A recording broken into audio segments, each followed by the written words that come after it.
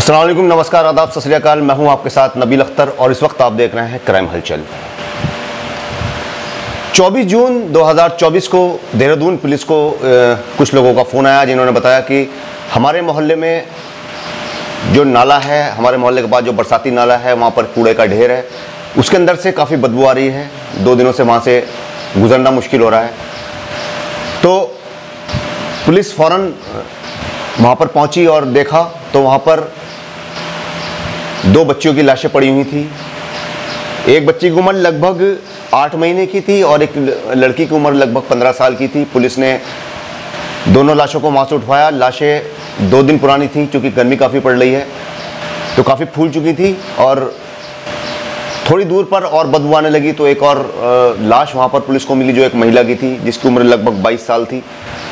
अब पुलिस के सामने 3 लाशें थी और पुलिस ये नहीं समझ पा रही थी कि आखिर ये लाशें किसकी हैं और यहाँ पर इनको किसने डाला। लेकिन पुलिस एक बात तो समझ चुकी थी कि ये तीनों हत्या का मामला है। पुलिस ने फ़ौरन तीनों बॉडी को एम्बुलेंस के ज़रिए अस्पताल भिजवाया पोस्टमार्टम के लिए। पुलिस छानबीन करने में लग गई कि ये तीनों लाशें किसकी हैं, लेकिन पुलिस को कोई सुराग नहीं मिल पा रहा था। पुलिस ने देहरादून में देखा कि कहीं कोई गुमशुदगी महिला और बच्चों की तो दर्ज नहीं है, लेकिन पुलिस के हाथ खाली रहे। पूरे दिन पुलिस जद्दोजहद में लगी रही कि आखिर ये तीनों लाशें हैं किसकी, लेकिन पुलिस ये पता नहीं लगा पाई। पुलिस को लाशों के पास से कुछ जेवरात भी मिले, आर्टिफिशियल ज्वेलरी थी, तो थोड़ा मेकअप का सामान था, तो जाहिर सी बात है कि वो उसी महिला का था। जब पुलिस ने गहनता से तलाशी ली तो पुलिस को रोडवेज की बस का एक टिकट मिला जो नेहटौर से देहरादून तक का था। नेहटौर उत्तर प्रदेश के बिजनौर जिले का एक छोटा सा कस्बा है। अब पुलिस को यह बात तो क्लियर हो चुकी थी कि हो ना हो कि यह महिला बिजनौर के नेहटौर की रहने वाली है, लेकिन पुलिस के सामने एक बड़ा सवाल यह था कि इस औरत का पता कैसे लगा जाए। बिजनौर पुलिस से कांटेक्ट किया देहरादून पुलिस ने, लेकिन यहाँ पर किसी तरह की कोई गुमशुदगी नहीं दर्ज करवाई गई थी।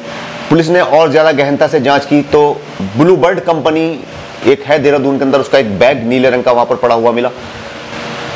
वह पुलिस को इतना सुराग काफ़ी था।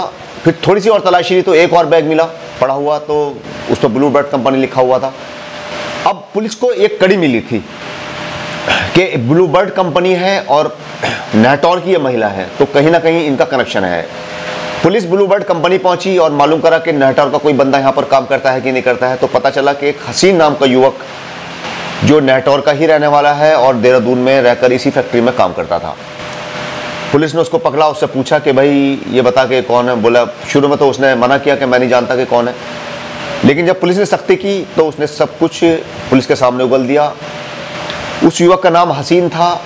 उसने पुलिस को बताया कि ये उसकी प्रेमिका और उसके दोनों बच्चे हैं।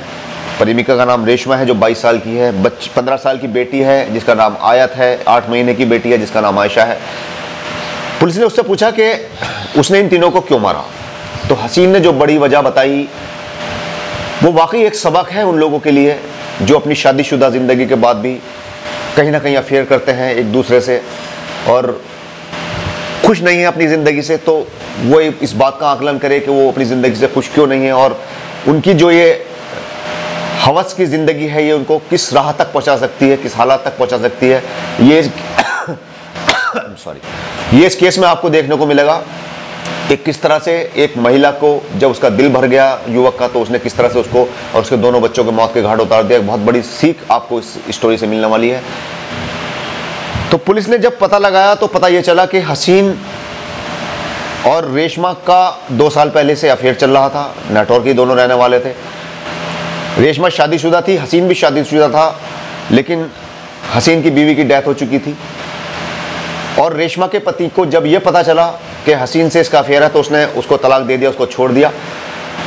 अब हसीन ही उसका सारा खर्च उठा रहा था, लेकिन उसके खर्चे लगातार बढ़ते जा रहे थे क्योंकि 2 बेटियां थी भाई, एक 15 साल की बेटी, एक 8 महीने की बेटी, तो काफ़ी खर्चे होते हैं परिवार के। बहुत ज़्यादा उसकी सैलरी नहीं थी ब्लू बर्ड कंपनी में जहाँ पर वो जॉब करता था। टिम्बर मर्जेंट का उसका काम था। तो रेशमा बहुत ज़्यादा उस पर दबाव बना रही थी कि वो उससे शादी करे और उसको अपने साथ देहरादून में ही रखे, लेकिन हसीन उसको टाल रहा था लगातार कि जल्दी ही वो कमरा ले लेगा, अभी तो बहुत परेशानी के साथ रह रहा है, दोस्तों के साथ रह रहा है, बहुत परेशानी है, उसे रखेगा कहाँ, कैसे उसका ध्यान रखेगा। तो कुछ टाइम से तो वो उसको बरगला रहा था, बहला रहा था, लेकिन जो रेशमा थी वो लगातार देहरादून आने की जिद कर रही थी, क्योंकि हसीन ने पैसे भी भेजने बहुत कम कर दिए थे, बहुत कम पैसे भेजता था जिससे उसके परिवार का खर्चा नहीं चल पाता था। हालांकि हसीन ने उसे मना किया देहरादून आने के लिए, लेकिन फिर भी वो 23 जून को देहरादून पहुंच गई। ISBT पर पहुंचकर उसने हसीन को फ़ोन करा और बताया कि मैं देहरादून आ गई हूँ, मुझे आकर ले जाओ। मरता क्या ना करता, हसीन अपनी बाइक लेकर ISBT पहुंचा, लेकिन उसके आते आते ही रास्ते में उसने एक बड़ा ख़तरनाक प्लान तैयार कर लिया। उसने दोनों बच्चियों को और रेशमा को इस बाइक पर बिठाया और सीधा उस कमरे पर ले गया जो उसने इसी प्लान के लिए लिया था।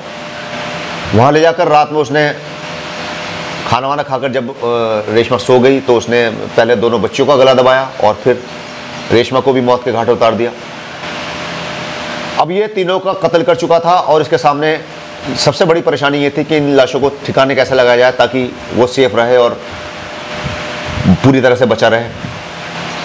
तो उसने एक जो गद्दे होते हैं उसके अंदर तीनों की लाशों को लपेटा और सीधा गया। बरसाती नाला था एक उसके घर के बाहर ही, जो कमरा उसने ले रखा था उसके घर के बाहर ही एक बरसाती नाला था बहता हुआ। हालांकि वो सूखा हुआ नाला था, बरसात में ही चलता था। तो वहाँ ले जाकर उसने कूड़े के ढेर में उन तीनों को दबा दिया। मगर एक बड़ी पुरानी कहावत है कि विनाश काले विपरीत बुद्धि, जब इंसान का विनाश करीब होता है तो उसकी बुद्धि जो है वो पलट जाती है, विपरीत हो जाती है उसकी सोच के।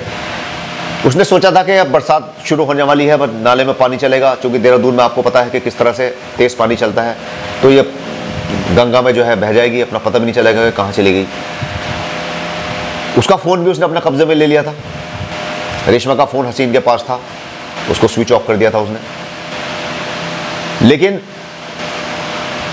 ऊपर वाले का करना ऐसा हुआ कि 2 दिन से बारिश नहीं पड़ी देहरादून में और लाशें सड़ने लगी गर्मी अधिक होने की वजह से। तो लोगों को बदबू आई तो लोगों ने पुलिस को इत्तला कर दी, जिसके बाद इस पूरे मामले का खुलासा हो पाया। पुलिस को रेशमा की लाश के पास से कुछ आर्टिफिशियल ज्वेलरी बरामद हुई, मेकअप का सामान बरामद हुआ। तीनों लोगों की मौत हो चुकी थी, जिसमें दोनों बच्चियां थीं और रेशमा थी। तीनों को पोस्टमार्टम के लिए भिजवा दिया गया। हसीन को गिरफ्तार कर लिया गया। हसीन नेटौर के गांव फरीदपुर का रहने वाला था। तो कल जब तीनों लोगों की लाशें नेटौर पहुंची तो हर आंख नम थी, लोगों की भारी भीड़ रेशमा के घर पर पहुंची थी। और शाम में दोनों बच्चों और रेशमा को सुपुर्द के खाक कर दिया गया। तो एक बड़ी निर्मम हत्या हसीन ने अपनी प्रेमिका की और उसके दोनों बच्चों की कर दी। तो दुनिया में इस तरह के अपराध होने लगे हैं जिन पर नजर रखना बहुत ज़रूरी है। पूरी तरह से अलर्ट रहिए, अपनी फैमिली पर ध्यान दीजिए, अपने परिवार के साथ खुश रहिए, अपना ध्यान रखिए। कल आपसे फिर मुलाकात होगी एक नई स्टोरी के साथ। अपना और अपने परिवार का पूरी तरह से ख्याल रखिए और देखते रहिए क्राइम हलचल विद नबील अख्तर। जय हिंद।